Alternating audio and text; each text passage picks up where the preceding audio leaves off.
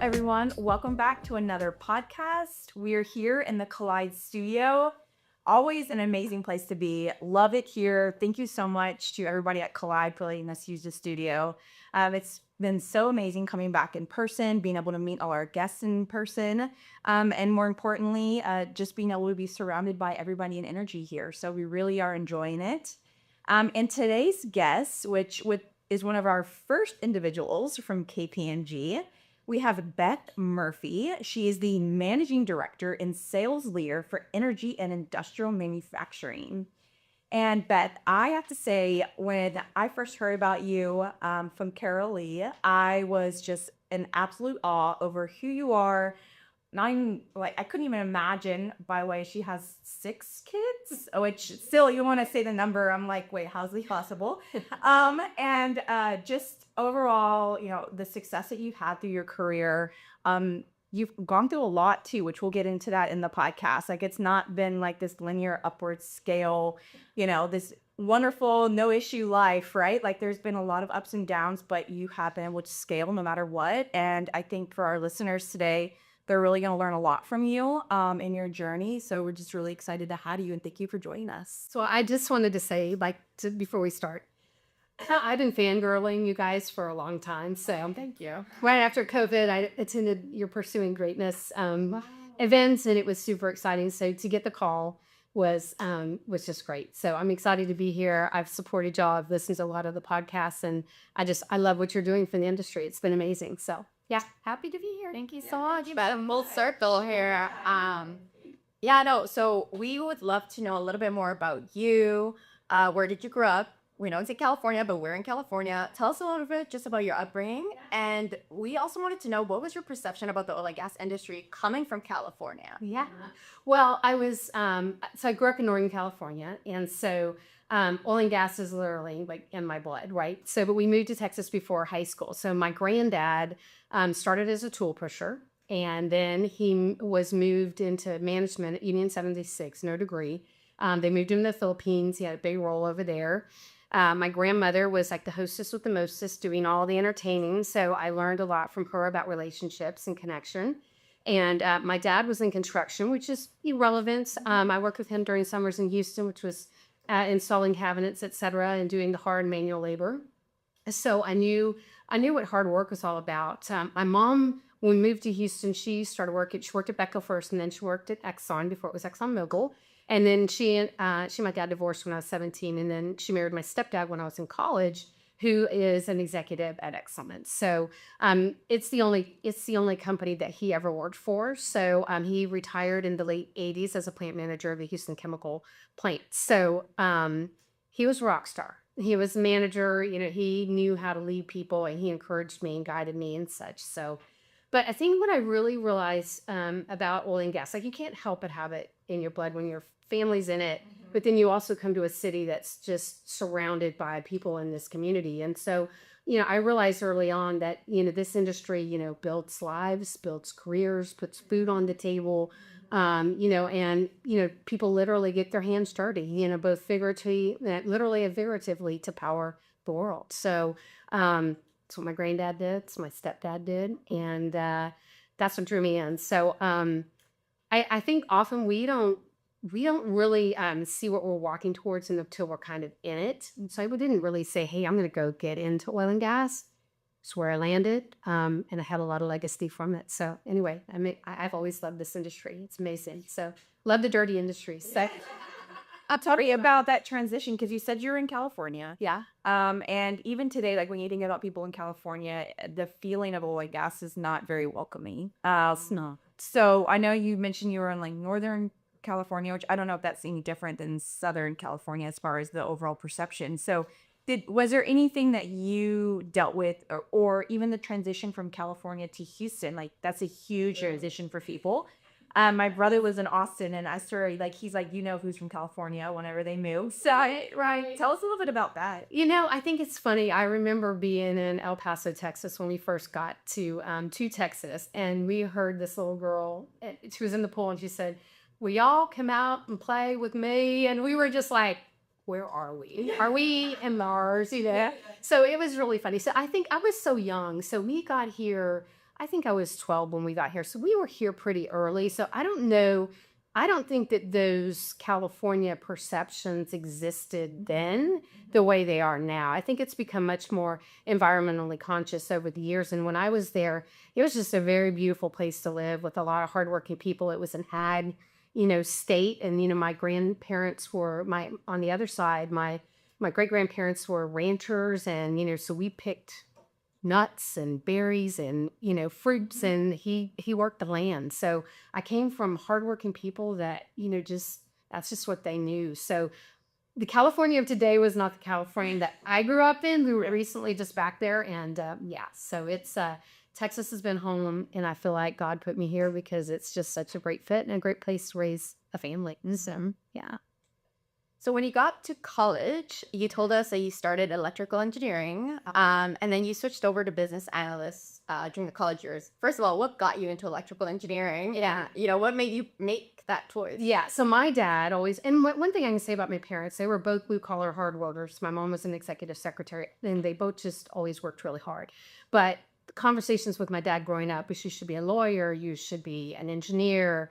The more we were in Texas, I think the more the engineering came to be, and I was good at math and science, so it just seemed like a natural fit. So I started A&M in 1982 as an electrical engineering major, and here's the truth, y'all. Engineering is hard, and I really didn't have a mentor. Like I didn't, my parents couldn't guide a syllabus, they didn't know, so I was on my own, first generation. And even though my stepdad had gone to A&M, you're looking I was looking to my mom for guidance. And she's just like, you got in, we got you the money, you get there, you do your thing. And so I just didn't know what I was doing. So I was really going at it alone. And I didn't, like I said, didn't have to study in high school. But when I got to A&M, it's like, okay, girl, you got to learn how to study. You got to learn how to manage your time. Yeah. You need to get it together. And I was really struggling with engineering. So I did take a basic programming class. I think it was my sophomore year, early on. I took a basic class, and I was like, oh my gosh, this is super cool. It was coding. I loved it. I'm like, let me see about switching over to this major. And I think it was just the logic. It made sense to me. I just didn't feel like I was climbing this uphill battle. So, and then once I got into programming, I really realized that, I love problem solving. I love dealing with business issues that people have and using technology to make things better. So that was a real fit for me. But what that decision taught me is that, when you get into something and it's not a good fit, don't be afraid to pivot. Don't let pride or don't let the shoulda, woulda, couldas, get you down. Just embrace it and move forward. And I also realized at that time too, that I wish I had a mentor. Like today I look back and I look what we bring to our children, and how we've always been there, because we've been through these journeys. And so they haven't had to do that alone. And I wish I'd had a mentor. And I think that's why I'm always trying to be a mentor to others, especially first gens. I'm super passionate about, when I hear somebody's just navigating on their own, I just want to be there. So that's been a fun learning for me. So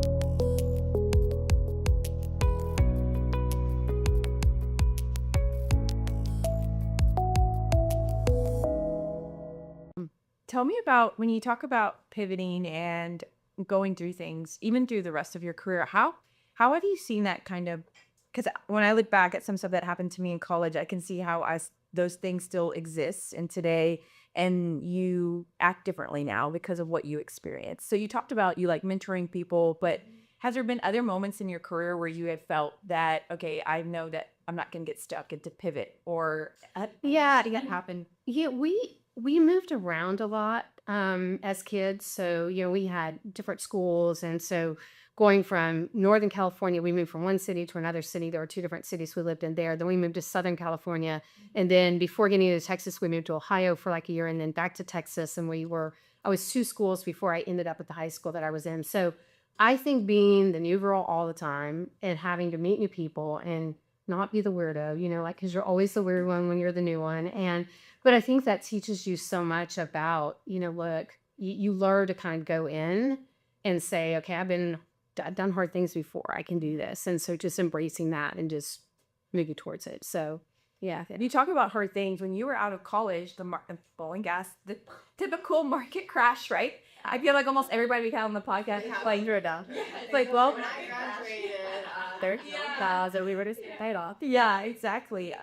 Talk about pivoting through that and, what career, and even today, like we're seeing mass layoffs across the board. It's so disappointing. And it's such a typical like oil and gas, situation that we're in once again. How did you navigate that? And what did you end up doing? And for those listening who may be in that phase of like having to take a package or getting laid off or downsizing, like what advice would you have? First of all, I have a lot of empathy for folks that are in that situation, and I can't tell you how many people are on my prayer list that are in that situation right now. It's just a lot's going on with a lot of our big companies. But for me, so imagine this. So it's December night of 1986. I think we started the oil, and oil started around 25 that year and dropped to about 12, 13 midsummer. So I'm coming off that, graduating, being told, my parents like, just get that degree, get this great job, and everything's just going to come together perfectly for you. So it wasn't glamorous. So I remember just, working with the headhunters, and they wanted you to pay back then to get a job. And I was like, how am I supposed to do that? Just got out, I was living at home. And so instead, my first job, and my stepdad always laughs about this, he goes, my first job was with this entrepreneur out of Pasadena. So imagine, you guys have probably seen the movie Footloose, if not the first one, but maybe the recent one. So there's that big barn. It's like a honky tonk outside, the skirts of town, outskirts of town, little offices in the back of the people that run those kind of places. Mm-hmm. Well, there's a guy in Pasadena that needed spreadsheet help. And so he couldn't hire me full time, but he paid me part time to come do spreadsheet work while I was looking for a job. And my stepdad still laughs. He always tells this story, which I had kind of forgotten about. And he's like, you got up every day and you went and worked for that guy, and you just were not proud and you just got it done. So I was like, yeah. So it wasn't glamorous. So it was humbling, and I showed up. But what I learned is, I was getting paid to learn, and I didn't stay stuck, which I could have stayed stuck and easily, done that, and just kept job hunting until I found something. So I was very grateful to be doing something. And then eventually I found something. So, and learned a lot about Brett during those days, but I think it was May of '87 when I got my first real job. So it took me a few months, but yeah. Well, it's cool that you did that, because even though it was like this crappy little job, part-time, you probably learned a ton out of that. And maybe even things that like, I don't want to do this ever again. Like learning what you don't want to do, and learning that you have to work really hard so you never get back to that. Looking for those kind of jobs. So it's cool. It's like a blessing in disguise. Yeah. Tell us about the role of mentorship. You obviously mentioned, lacking mentorship during college, first generation. How was that in corporate America, in the sense that your parents also couldn't mentor you the way they could have in college in the, traditional career role? So how did mentors shape the transition and maybe help you get to where you are today? Yeah, so I was super lucky. So that first job I got out of school was, there was a CFO. His name was Gary Brunson. He was typical Brooks Brothers, 7 a.m. Wall Street Journal kind of guy, and I went in to interview with him. He was very buttoned up, just very buttoned up and very serious. And I was he made me very nervous when I first met him, because I'm very extroverted. And I said, look, I'm a BANA major from Texas A&M, and I want to get into computers and coding and all that. And he's like, look, Beth, I don't have that role for you, but if you work on accounts payable and accounts receivable and accounting support for me, when the time is right, I will help you from a technology perspective. And so what was funny, back in those days, they had workstations on the desktop, so we didn't have PCs yet. And so under Gary's guidance, he let me talk to IBM and talk to Wang and do the vendor selection. And then I led the company through the first technology, implementation where we put all these PCs on the desk, and it was back when you had telex and all these weird little devices because it was a shipping company, so they had international communications. And so Gary did that for me and gave me a chance, and he believed in me, so that was super cool. And then they moved that company to the East Coast, and then another guy named Lynn Evans, who's also a mentor, a fellow Haggy. He's got an undergrad in accounting. I think I just want to make sure I get it right, because I will screw it up. But he's undergrad in accounting, MBA in computer science, and then a PhD in quantitative methods. And I was like, okay. So I went and interviewed with him, and he was looking for an R-based programmer. Had not done a lick of code in R-based. So that was a programming language back then. And I said, look, I did a design project at A&M where we used R-based. I didn't code, but I learned fast. So you have to give me a shot. And so once again, he said, I'll give you a shot. So I worked for him for a couple of years. How did you meet these gentlemen? Was it? I think it was just back in, you're looking for, we actually looked in the paper back then for jobs, and we didn't have the online capabilities. And I didn't get introduced to a friend. It was through some kind of an ad or some kind of a headhunter. And I don't even remember, but Lynn was really great. So I'm super supportive. And I don't know, I think after I left Lynn, like I was a coding queen. Like I had Colton. I think I was 8 months pregnant with Colton, my oldest son. And they said, okay, we're going to move this company. And I think the Wood Group bought them, this old company I was working for. And they moved us. They were going to move us to Dallas. They're like, do you want to move to Dallas? I'm like, I'm about to have a baby. My whole family's here. I can't move to Dallas. And so they hired me back part-time after I had Colton and as we were transitioning. And then Lynn was like, look, you've been like a coding queen since you've been with me. I'm gonna go out on my own. Why don't you go out on your own? I know you can find work, etc. So I was like, okay. So I took a little bit of time off, and then I went out on my own. I found my first gig on my own with it was a company called DrillX. So back in the day, I think they were bought by Smith Tools eventually. So I went to work for DrillX, and I built a daily reporting system for for the operators who had to do their daily meetings, and they had all this information to keep up with. So I did that.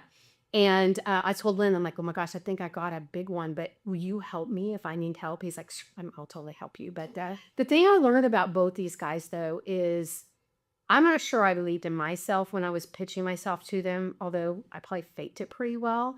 They believed in me, and they supported me and guided me and just always felt like I could do anything I put my mind to. So they really showed me that mentorship early on, and I've never forgot about them. And Lynn taught me it was a funny story. I erased all the contents of imagine a folder that we were using for accounting support. I was working late. He let me work as many hours as I wanted. He paid me overtime and all the things. So I was very encouraged to work long hours. I erased everything. I called him. I said, I think I just made a big mistake. It was like 8:30 at night. He's like, okay, don't do anything. Go home in the morning, come back, and we'll tackle this. And so in the morning we came back, and we couldn't get the files back. It was during close, and it was just a nightmare. So anyway, I just remember what he said to me. He said, remember how you feel right now. He goes, someday you're going to be leading people, and they're going to feel just like you do. And so just always remember how you feel and be empathetic to them when it happens. And then secondly, never do a wild card delete on a folder. Okay. God. So yeah, that's what I was like. Yeah.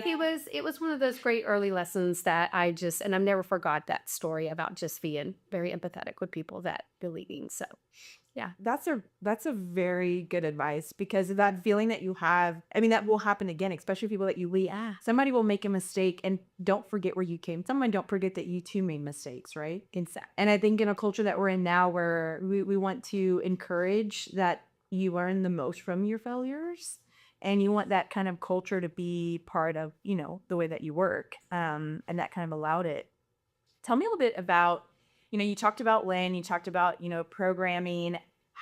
Where's the transition into like where you're at today? Like, how did you transpire and do all of that? And was this through a networking where you met the most people? What do you think kind of set you apart to get into the roles that you're in with KPMG, and then of course moving your way up? Yeah, that took a while. So always felt like I developed good relationships, and I once I had my business for 3 years, and then I had this consulting company had been trying to get me to come on board because they did a lot of Fox Pro programming, and that was kind of my area of expertise. And I realized that, once I kind of went to work for this other consulting company, but I had about 6 or 7 clients when I had my own business. I took those with me and went to work into consulting. So I spent time there, got into software, and I felt like I was always trying to climb that ladder. And honestly, as I look back on it and doing a lot of inner work that I've done, I think I was always searching for something more.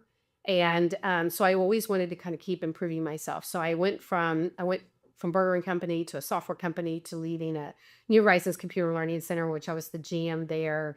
And I think it was after that I got into software sales. And when I got into software, I became familiar with KPMG, and I met a guy who was doing sales for KPMG at the time. It literally took me about 7 years to even get KPMG to pay attention to me. So I went to work for a company called Teradata after my software days, which was it was a data and analytics company. And I had some friends at KPMG, and so I was trying to partner with KPMG. Once they kind of got to know me and they realized what my capabilities were, they recruited me for the ARD position, which I started in 2013. So it was just really kind of continuing that look and drive over your, and really, I was very, ambitious and always wanted to make more money and do more. So Tell me about that with like, through that whole time, you had to have to have 6 kids. Like, the kids. It's times you have to tell your boss you're leaving. Yeah, I want to. Yeah, I want to know about that. And like, because so much, even today, like I have 2, Massiel has 1. And like, even when you think about like our maternity leaves and like having to repeat that multiple times, tell us about those experiences. And like, did it get easier as you realized like, okay, I know how to get back to work. I know how to manage the children. Like, I'd like to know if that like How many go back with the same employer? yeah. So, and that's funny because Colton was one employer. Then I had Leo, like I got pregnant with Leo, like when I had my own business. So, and then Hannah as well. So the first 3, I was just kind of doing my own thing. So I was in pretty good shape. So 94, I'm trying to think. Yeah. 94 is a burger. So I had my first 3 on my own when I had my own company, and then 1 when I was working for Burger, and they were great. I will tell you a funny story about Sam in a bit, but first I'm going to brag a bit about the kids. So, they're pretty awesome. So the oldest is Colton. He's 35, married to Christina, has 2 of the boys. He made a Gigi, so I'm excited about that. They will not got another boy coming in February, so they're jumping right on that. So he runs a business called Machine Saver, and they do a digital vibration monitoring device for rotating equipment. So super cool company. But Colton went to A&M, then he went back and got his MBA at Rice, and now he's the CEO of Machine Saver. So pretty great. Leo's married to Laura. He's got a little boy, Artie. Love these guys, and Leo and I are very close. We've been on this faith journey together, and lots of great there. Luke's kind of the quiet one. He's 29, married to Rose, and she's quiet as well. They're both very quiet, but don't think they're not paying attention because they're the funniest ones in the room, and they're the ones who sap everybody. So he's an engineer. Hannah's 31. She's an engineer as well, my oldest daughter, and she's in tech sales. She actually worked for KPMG for a little bit and getting into tech sales now. And then Haley's a finance major from OU. She works at Cisco Foods. We see her working her network and comes home and talks to her dad and I every day about finance and the world of finance at Cisco, which is super fun. And then Sam's our youngest. She's at the Naval Academy, and she's in her final year. So she commissions in May, and then the government will own her, which we're nervous about, but excited for her. And we just came back from seeing her this weekend. She's pretty awesome kid. So these awesome kids. And so it's probably not always been easy, but Sam, I was actually pregnant with Sam when I got a job at a software company. So when after Enron crashed in 2001, things were rough, right? Once again, another one of those kind of rough patches. And I was pregnant with Sam. I wasn't very far along, but I went, and it's probably, we didn't have to tell, and I didn't tell. And so I knew I had a good 5 months to 6 months I could work before I would have baby. And I always worked up to I was able to work up until you're about to the day. Yeah. So it worked out for me. And literally on that one, I did my water. It's the only time my water broke outside the hospital. It broke at work, and it was not fun. Not a great experience. But once I got in, I got the job and I was pregnant, and I didn't make a big deal of that. But I told him not long after, but I had been able to build up some credibility, and I worked really hard. And I think that was always the thing. That's like, I never wanted my employer to feel like I was taking advantage of them. I always wanted them to feel like they got more than enough from me. So, anyway, so I just always worked hard. And so those are the great kids. But, But I did have the 4 kids with my ex-husband, and we divorced in 99. The kids were 9, 8, 5, and 3, and really kind of devastating ages for divorce. So, and we were a close family, so all of our families, close. But the boys were pretty angry. Hannah was just hurt. She just was used to having me there every day, and then we were splitting houses and sharing time. And their dad's a wonderful father, so it just wasn't, things weren't right. So I had to really work hard to repair those relationships, and I had to ask for their forgiveness because they blamed me for the divorce because I did ask for it. And but they're amazing and resilient. I could write a book on this, so I'll just kind of pause there for the moment. But well, I will say in 2001, Charlie and I got married, and we had the 2 little girls. So which they're not little anymore, but the 2 little girls is that grown adult women doing really awesome things. And so we've been together, married for 25 years, and Charlie loves our 4 kids. He's a great, second dad. They come to us for advice, and we're all really close now. And so the question is, how do I balance it all? And honestly, I don't know. There were times it was messy. Some days I failed, on both fronts. You're failing on the work front, you're failing on the home front. But here's the key things that I think we did consistently is we had dinner together at night. And I drove the kids. The kids were in private school, so we drove to school. So a lot of talk time in the car. You get all the good stuff right after school when they're telling you everything. So that's such an important time. But we sat down together at dinner. We talked. We had no phones. It's like just we were around, just talked about the day.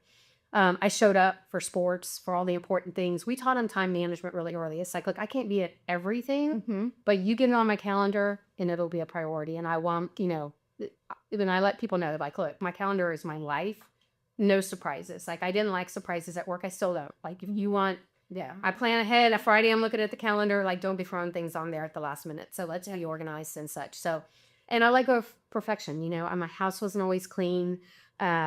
It's just now, Charlie and I moved into our forever home in 23, and we entertain all the time. But when I was raising the kids, like, please call before you show up because you don't know what you're walking into, right? So, but you just have to be okay with that. And I think, I think what I want women to hear is, like, don't wait. Like, don't wait to have kids. Don't wait to have the second one and third one. Just don't wait.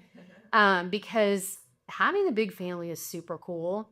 I've learned more from my kids, and I think as a result, they've learned more from me because of that circular relationship of just always, feeding each other. So I was a single mom for 2 of the years, before Charlie and I got married, and it was hard. There was a lot, but I've always kept the line of communications open, and I've always been honest with them, and I've owned my faults. Just like it, I made mistakes. So yeah, so. A lot to unpack. I have so many questions. I guess I'll start off with, in those years, let's say they're under 15, like there's no kids, till they're 15. Did you ever at some point just think, like, is it worth me going for this career that I have been working so hard when I have such a big job at home, and maybe you feel like some of the kids are missing mom? Because I'm trying to think, back in the day when you were climbing a corporate ladder, I don't think the flexibility that we have today existed. The, hey, I'm who would pick up my kids from daycare at 3, that would be frowned upon. And the, oh, my kid's sick, I'm gonna stay home, that would be frowned upon. Going to the office every single day plus drive time in Houston, you had to Monday to Friday, and you had to work as hard as the rest of the guys who had wives at home. So I'm just trying to think how did you in today's world? I feel I get it, corporations are we need women, so we're just gonna chug along with this flexibility that they're asking for. But when you were doing it, I don't think that was easy. No, but here's what, I got into sales pretty early, and the thing I've loved about sales is that it's about results. It's not about time. And so if you are really efficient and you're really good with your own time and you're a good seller, you get a lot of flexibility. And so I've been doing selling for probably the majority of my career. And so I think I had a lot of flexibility, but I still worked really long hours. So it wasn't uncommon, have dinner with the kids and then go back and do all those things at night. that you didn't get done during the day because you were meeting with clients or you were doing things like that. So I learned really early on how to manage all of that. And then setting expectations. I felt like in sales we had a lot of control, which that's probably why I kind of kept going to those types of roles, because if I had an office job where I had to be there and be sitting in a seat, I think I would have, first of all, I know I wouldn't have loved that. My parents even asked me one time, why didn't you just go to work for Exxon, and be, you bounced around and done all this entrepreneurial stuff. And KPMG is the largest company I've ever worked for. Yeah. But it's because of that. It's like, I loved being in the mix and seeing how companies work. And so that for me was just, it just always worked out. And I think holding the kid, like sometimes you did disappoint, where you had to say, oh my gosh, I got pulled into a meeting and I can't be there, but I'll make it up to you. And I mean, you don't really make it up to him. It's just like, and you have that heartache and you carry that guilt, with you. But I think as the kids have gotten older, we talk about it. And I don't feel like I think they're so much more resilient than we give them credit for. Yeah. We expect that we have to show up and get perfect to read. I know. They just want you to be at the important things. And then if you can't be there, send a surrogate. Like if you've got a grandparent, if there's grandparents here and dad can go sometimes, even maybe it's a mom's with muffins and you just got yanked into something, let dad show up, let grandma show up, if you've got family close by, let them help too. Aunties can help too. My sister, I sorry to her. She helped so much with my A lot more sense on the sales side. Yeah, Jamie and I both did sales and agree. It's like, here's my revenue. Do you care? Like, and it's high pressure, right? Yes. That you got to, who's afraid of that? Like I step into it, you get it done and stuff. Well, I'm not in sales. Yeah, and I fully align with everything you just said about the sales aspect. And my mom being a single mom, I remember being with her and telling her, like, I want your job, because she did sales and she took me everywhere with her. And I was like, you were like my Hannah, my Yaimi. Yeah, it was so. It's like whatever you do is what I want to do, because you have like full flexibility of like whatever your hours are. Because to your point, like if you're showing up and you're meeting your numbers, then like nobody questions it. So tell me about, you talked about being an entrepreneur. You went through doing some of your own consulting. You had your own customers. Then you turned back and you really wanted to work for KPMG. It's such a big name too. Like I can only imagine what that was like going into that when you were such an entrepreneur before, right? Running your own. I mean, I'm assuming you still get to run some of your own schedule working under KPMG. But tell me about that, because I'm not very familiar with how that works in like the energy space. Like what do you do exactly, and how is that transition for you going back to a large employer? Yeah, so first large employer I worked for, but it felt small because I'm part of the Houston community, and the Houston, what's interesting about oil and gas is that we're just so concentrated right here. So a lot of the clients are here. Of course, I've had Chevron since I've been at KPMG, so I've been just celebrating my 12-year anniversary. So Chevron was in San Ramon, now they're based here. So I didn't have a ton of travel. So I had mostly Chevron for the 12 years until I got into leadership. I still have Chevron today, but I got into leadership and then started to do a little bit more travel, but the kids were older, so it was easier to do. And once again, it's results oriented. And I think that's, as I talk to people that are doing the role under me today, it's not about the time. Like you can put in all the time in the world and get nothing. And if you're not focused on what that true measure is, which is, are you growing revenue for the firm? And so what KPMG does in the oil and gas space, so we consult in the areas of audit, tax, and advisory. Mostly where I'm working is in the advisory and the tax space for our clients. So we have very smart people that spend their whole careers in one particular subject matter area. Mm-hmm. And so when I go out and talk to executives at Chevron and they're struggling with a problem that may be in the area, if they're doing a big, systems implementation, or now, the big thing is how are we going to, get adoption of AI, or how are we going to set up a trusted AI environment so that we can do all the cool things that we want to do? I mean, KPMG's invested a lot in doing that. So I go in and understand their challenges. I go back to, to the firm, and I bring those smart people to come talk about those problems, and we sell projects. So there's a lot of flexibility on it, and a lot of different things that we can do for them. And we've got a lot of people that do, that are specialized in that operations space as well, like major capital projects and the true engineering side of business. People don't really know that about us, but we have a lot of great capabilities, and we've done a lot of fun projects over the years that I've been here. So And now getting into industrial manufacturing and picking up logos like, Honeywell and Carrier and Ford and whole automotive space is going to be fun for me. And I think that's what's kept me at KPMG is I've always been learning. It's other companies I've worked for, it gets kind of stale and I get kind of antsy and I'm like, okay, what am I going to go do next? And so then, so I haven't had that urge at KPMG because I love it. It's been fun. I mean, I think it's so cool. You're the first person we've had on that has had 6 kids. Yeah. And so I love it because I still think today in 2025, women are still scared of having kids. And we would always talk about this. Like when we first started the podcast, the biggest question that we had in our heads was like, can we have kids and be successful in our careers? And it's like, how many more examples can we show you of women that can do it? And it's all in your head. And at the end of the day, it's up to you to continue to be heads on, ask for help when you need it, etc. So I guess to end, I wanted to ask you, given your experiences and the lessons you've learned throughout your career, having 6 kids, the divorce, balancing, personal life and professional aspirations, what would you want to leave us with? What are some notes that Manny has taken? Yeah, I think this is really important because I want to be a little vulnerable here. So, I think I mentioned this, but going through the divorce was definitely hard. And dealing with the kids were angry and such. And so I just kept pushing through. So I'm just going to say a lot of it was grit. But I don't think people want to hear that today. But I did compartmentalize and I showed up at work. I delivered. I smiled. I kept moving. The drill. Kind of fake it till you make it. And that there was a lot of that. But it doesn't work forever. So about 8 years ago, my boys had been on a women's retreat. They're on a men's retreat. Yeah. But they said, Mom, you ought to go to this women's retreat. I think you really love it. It's a 4-day weekend. So kind of shout out to my women's Acts community.